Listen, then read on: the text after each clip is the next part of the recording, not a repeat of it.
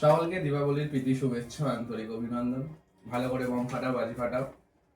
তো সবার মনে একটাই প্রশ্ন যে হসপিটাল, স্কুল অথবা কোর্ট এর আশেপাশে কি আমরা এখন এই কালী পুজোর সময় আমরা রাত্রেবেলা মাইক বাজাতে পারি, জোরে বম বা ফায়ার ক্র্যাকার্স ফাটাতে পারি?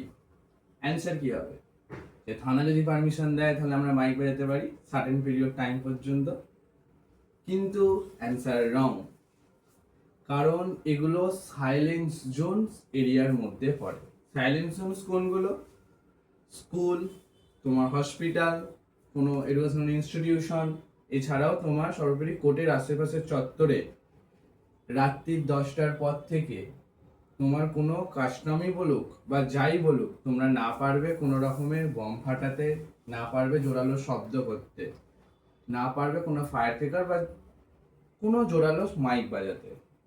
তাহলে এবার বলবে এটা তো সবাই জানি আমরা স্কুলের আশেপাশে বা এতে করা যাবে না।